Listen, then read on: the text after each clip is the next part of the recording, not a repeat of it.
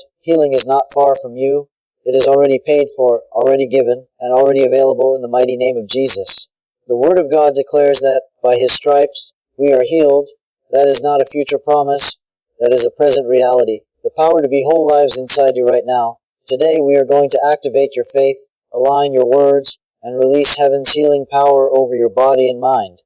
Healing is not about begging God. It is about receiving what He already provided through Christ. Faith is the hand that reaches out and takes what grace has made available. Tonight, we will stir up that faith and speak life over every cell, every organ, every broken place in your body. The moment you pray and believe, healing begins to flow. When we pray for healing, we must first settle it in our hearts that healing is not something we are trying to convince God to do. Healing is not a reward for good behavior, nor is it a special favor God might decide to give if we beg hard enough. Healing is a finished work already purchased by the blood of Jesus. The scripture tells us, by His stripes you were healed. That is past tense.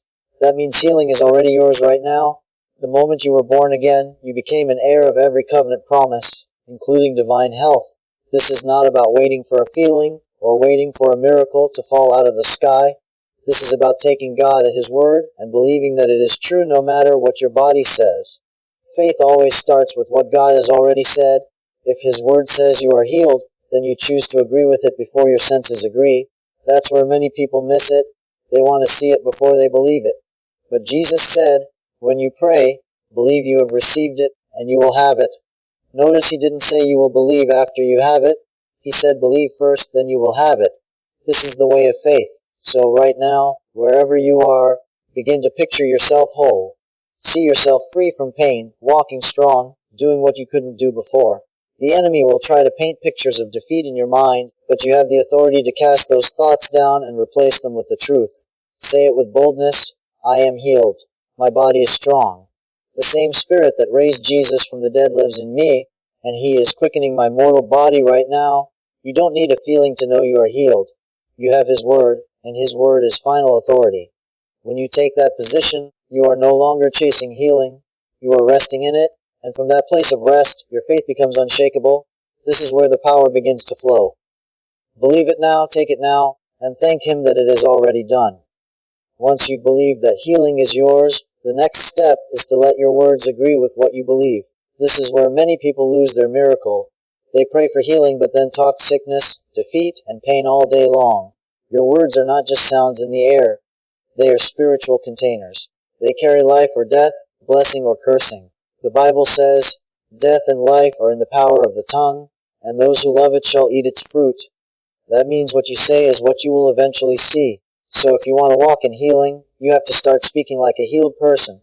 Stop talking about how bad you feel. Stop repeating the doctor's report as if it is the final authority. Yes, you can acknowledge facts, but don't let facts override the truth of God's word. When you talk about your situation, talk about in the light of what God has already said. Say, thank you, Lord, that I am the healed of the Lord. Thank you that your word is working in my body right now. Pain, you cannot stay. Sickness, you have to go. My body is the temple of the Holy Spirit, and I declare health and strength over every cell, every organ, and every system. The key is consistency. You can't speak life one moment and speak death the next. Your mouth is the rudder of your life. It determines which direction you will go. If you will keep your words lined up with faith, you will see your situation begin to turn. Sometimes it won't be instant, but the power of faith-filled words will keep working day and night until your body comes into alignment with what you are declaring. Don't underestimate the power of simply praising God in advance. Praise is the highest form of faith. When you open your mouth and thank Him before you see any change, it's like planting a seed in the Spirit that must produce a harvest. Your healing will manifest as you continue to water that seed with your confession and your thanksgiving. Speak life, speak healing, and don't let anything negative come out of your mouth that contradicts God's word. This is how we partner with heaven, by letting our words release the power of what we already believe. Keep declaring it boldly, and watch your words become the bridge that brings your miracle into reality.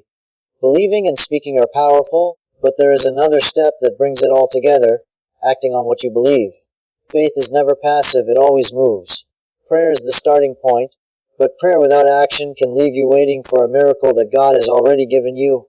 When you pray for healing, see yourself rising up, see yourself walking strong, See yourself free from pain.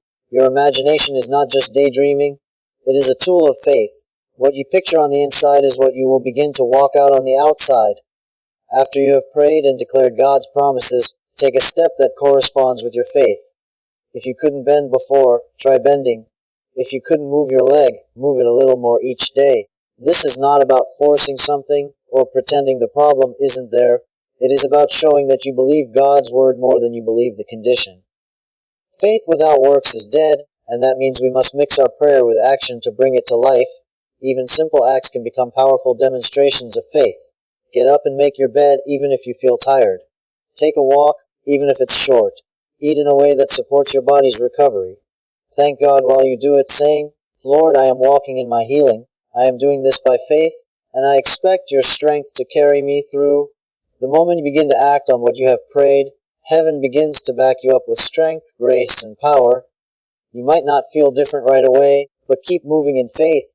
Each step you take is a seed of trust, and every seed must produce a harvest in due season. Healing is often progressive, and with every prayer and every step, you are getting closer to the full manifestation of what God has already promised. So don't just sit and wait for something to happen. Rise up and put your faith in motion. The moment you act as if it is already done, you create the space for the supernatural to invade your natural circumstances. And that's when you begin to experience breakthrough. One of the greatest battles you will ever fight after you pray is the battle in your mind. Doubt will whisper, nothing is happening. Fear will shout, you're only getting worse. The enemy's job is to get you to let go of what you have believed and to take back the words of faith you have spoken. This is why, after praying for healing, you must guard your heart and mind like a soldier guards a city. Healing begins in the spirit before it manifests in the body, and the enemy knows that if he can uproot your confidence, he can delay your miracle. When those thoughts come, and they will come, answer them out loud with the word. If fear says, you're not going to recover, respond with, by his stripes I was healed. If doubt says, it didn't work, say, I believe I have received, and I will see it with my eyes. You can't stop the birds from flying overhead, but you can stop them from building a nest in your hair. In the same way, you can't stop fearful thoughts from coming, but you can refuse to meditate on them. It is also important to protect your environment. Be careful who you share your prayer with. Some people will only speak unbelief and negativity into your situation, and those words can weaken your faith if you let them.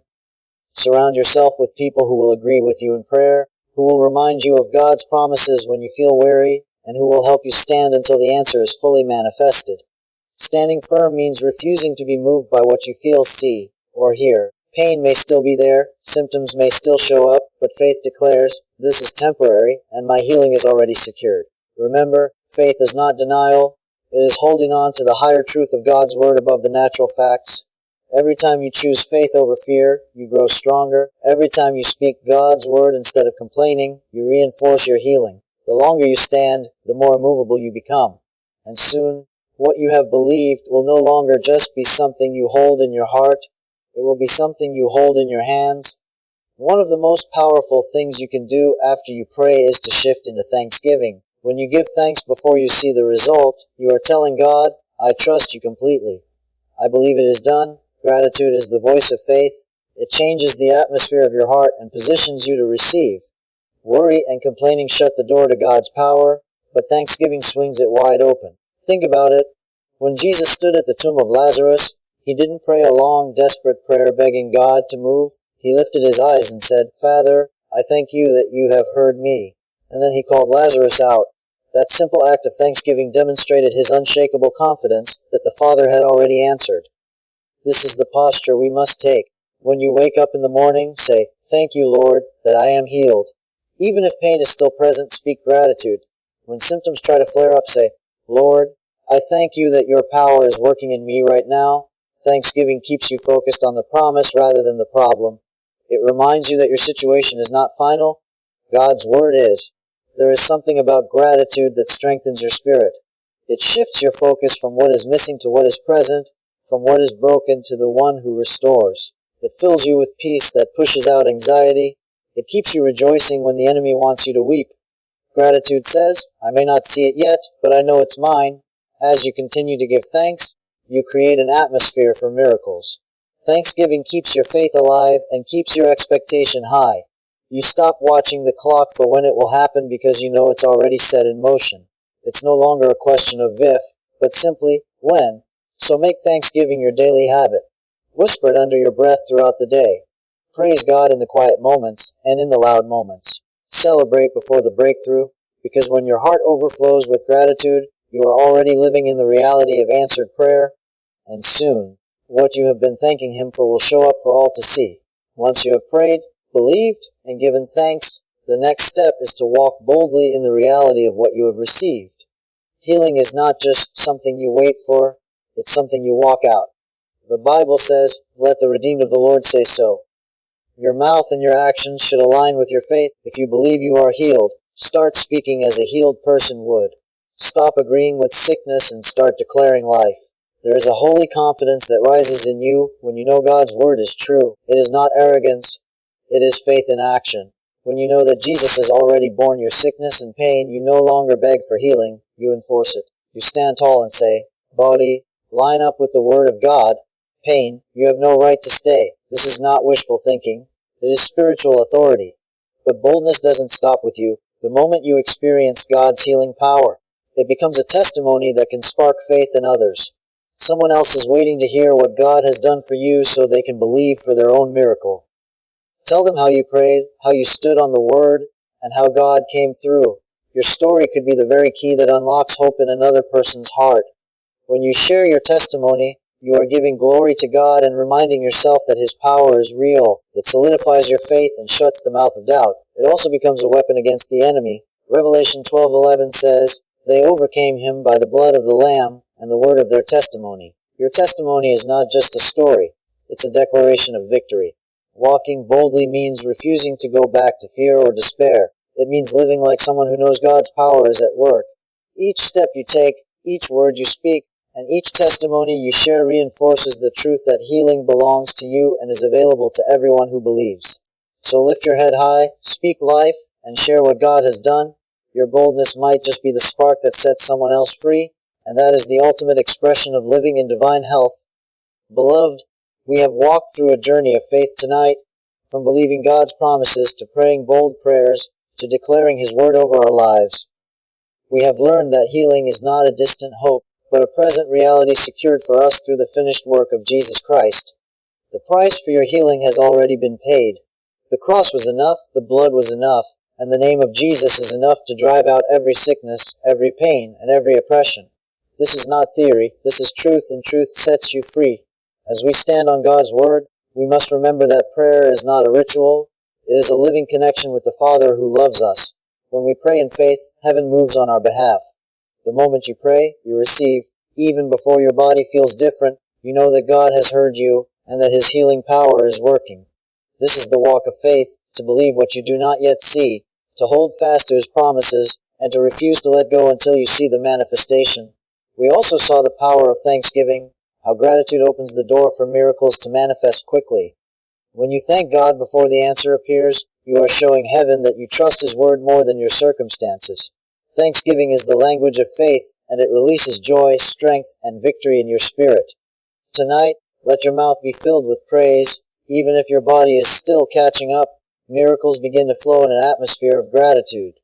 Then we stepped into the authority that belongs to every believer. You are not powerless. The same Spirit that raised Jesus from the dead lives inside of you, and He quickens your mortal body. You have the right to speak to sickness, to command it to leave, and to enforce the victory of Calvary over your life. You are no longer begging God for something He has already given you. You are standing as a victor, declaring, "It is finished." Finally, we learn to walk in boldness and share our testimony. Your healing is not just for you. It is a light for someone else's darkness. As you go from here, take this word and live it out loud. Speak life over yourself. Share what God has done. Be a living testimony that Jesus still heals today. As you do, others will see, believe, and be set free. Thank you for joining me for this powerful time in the Word and prayer. I believe that healing power has been released into your body, your mind, and your spirit tonight. Hold fast to the promises of God. Keep speaking life, and keep thanking Him until you see the full manifestation. Your miracle is in motion right now. Do not let the enemy steal your faith or convince you to give up. You are healed, you are whole, and you are loved with an everlasting love. Stay strong in faith, keep your eyes on Jesus, and never expecting good things from your Heavenly Father. God bless you richly. And until we meet again, walk in health, walk in victory, and walk in the joy of the Lord. Goodbye for now, and remember the power of prayer changes everything.